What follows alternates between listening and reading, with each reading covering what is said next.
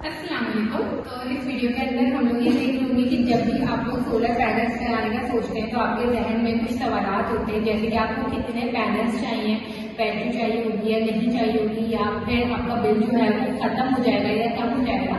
तो ये सारे जो जवाब है वो हम आने वाली वीडियो के अंदर देख लेंगे। मगर आज हम ये देखेंगे कि हमें कितने पैनल्स चाहिए होंगे। ठीक है, तो जब भी आप लोग सोलर लगाने का सोचते हैं तो पहला सवाल जो आपके जहन में आना चाहिए वो ये है कि आप कितने किलोवाट का सोलर लगाएंगे। ठीक है, किलोवाट क्या होता है? कुछ भी नहीं होता, बहुत नॉर्मल चीज है। किलोवाट का मतलब होता है पावर। ठीक है, कितनी पावर?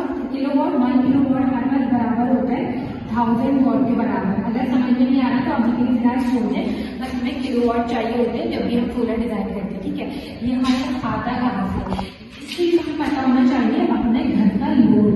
सही, नॉर्मल मिसाल में आप बस ये समझिए कि आपका जो लोड है ना, आपको कितनी बिजली चाहिए अपने घर में, और ये किलोवाट सोलर का वो किलोवाट है कि आप कितनी बिजली बनाएंगे पैनल से। सही, अब देखिए लोड कैलकुलेट करने के लिए आपके पास बहुत सारे तरीके होते हैं। हम इस वीडियो के अंदर 2 तरीके डिस्कस कर रहे हैं। सबसे जो हमारे पास मेथड 1 है, पहला तरीका है वो ये है कि आप अपने घर का बिजली का बिल देखें। ठीक है, और बिल में हमारे यूनिट्स लिखे हुए होते हैं हर महीने के। हमारा बिल हमेशा यूनिट्स में आता है। ठीक है, तो आप क्या करेंगे, जो पिछले 12 महीने के आपके यूनिट्स लिखे हुए हैं आपके बिल में, ऐसे 12 महीने के पिछले लिखे हुए होंगे, जितने भी 12 महीने के यूनिट्स हैं सबको प्लस करें। सही, किसी महीने में 100 है, किसी में 50 है, किसी में 60 है, 70, फिर 100। सही है, ऐसे 12 पिछले 12 महीने के यूनिट्स को ऐड करें। मिसाल के तौर पे हमारे पास यूनिट्स आ गए 10,000। ठीक है, और यूनिट्स का जो हमारे पास यूनिट्स हम कैसे मेजर करेंगे, जैसे मैं एनर्जी किलोवाट आवर। सही, मतलब आपने 1000 वॉट की आयरन को, कि 1 किलोवाट है ना, ठीक है 1 किलोवाट है ये। ठीक है, अगर मैंने 1000 वॉट की आयरन को 1 घंटे के लिए चलाया तो मेरे पास 1 किलोवाट पावर बन गया, मतलब मेरे पास 1 यूनिट बन गया। ठीक है, अभी अगर ये समझ में नहीं आया तो अभी के लिए फिलहाल छोड़ दें। आपने जिन सारे यूनिट्स को ऐड किया तो आपके पास जो नंबर आया होगा ना वो पूरे साल का नंबर है, क्योंकि आपने पूरे 12 महीने के यूनिट्स को ऐड किया।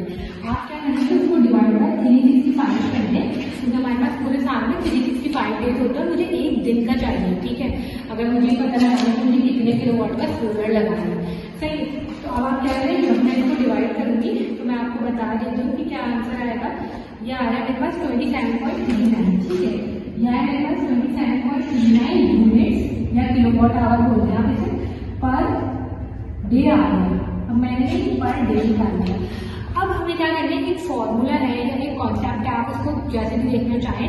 आपका जो 1 किलोवाट का सोलर होता है ना, 1 किलोवाट का, वो आपका एक दिन में ना 4 से 5 यूनिट बनाता है। अब आप इसको याद करना चाहते हो तो याद कर लो, समझना चाह रहे हो तो मैं बता देती हूँ। ये इसलिए होता है क्योंकि पाकिस्तान में हमारी जो पीक टाइम होता है सन का, वो 4 से 5 घंटे होता है। तो अगर मेरा 1 किलोवाट का सोलर है, सही, और 4 घंटे के लिए सही से काम कर रहा है, पूरी पीक टाइम मतलब उस टाइम पे पैनल आपको बिल्कुल सही से काम करेगा।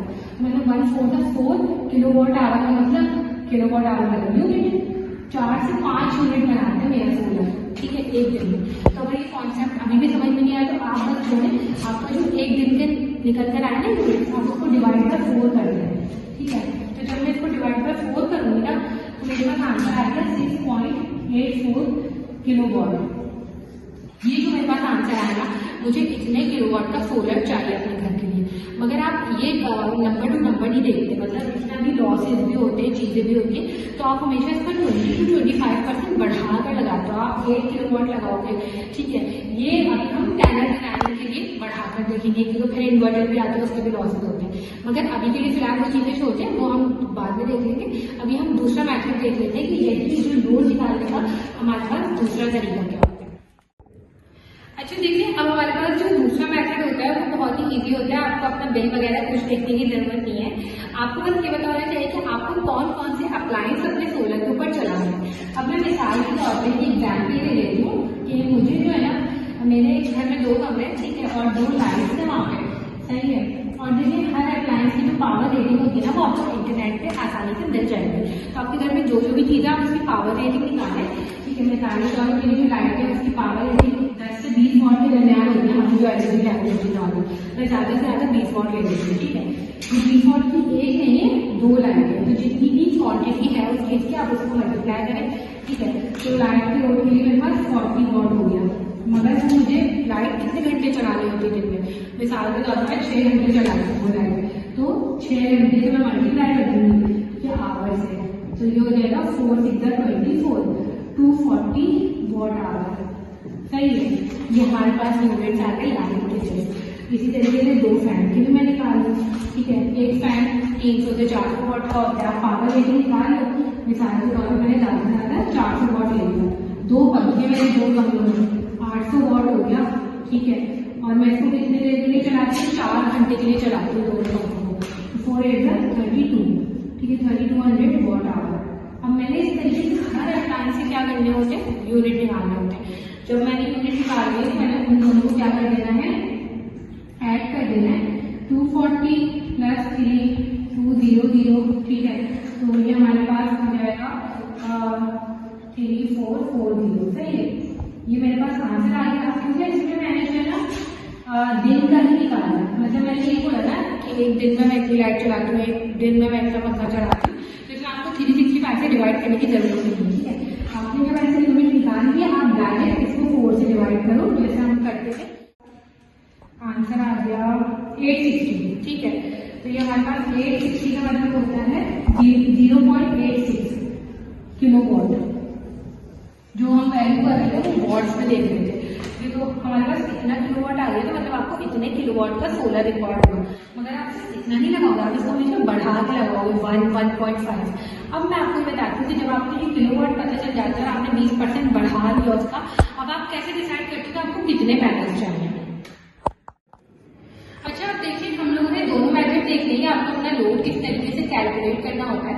आपने एक तरफ अपना लोड कैलकुलेट कर लिया, उसके बाद अगला सवाल होता है कि आपको उसके लिए कितने पैनल्स रिक्वायर्ड है। तो हमारी जो मार्केट है वहाँ पे 500 से लेके 700 तक पैनल्स हमें मिल जाते हैं, ठीक है। 200-300 वॉट के भी मिल जाएंगे, तो आप मिसाल के तौर पर 500 वॉट में एक पैनल है। मैं ये वाली एग्जाम्पल ले लूँ, ये मेरा 1 किलोवाट का सिस्टम हो जाएगा तकरीबन, ठीक है। तो 1 किलोवाट के लिए कितने पैनल चाहिए, 500 वॉट में एक पैनल है, 2 पैनल चाहिए होंगे, सिंपल है। इसी तरीके से अगर मेरा 10 किलोवाट का सिस्टम होता है, 500 वॉट का एक पैनल लेंगे तो कितने चाहिए होंगे, 20 चाहिए होंगे, ठीक है। तो इस तरीके से आप डिवाइड करके इजीली पता लगा सकते हो कि आपको कितने पैनल रिक्वायर्ड होंगे।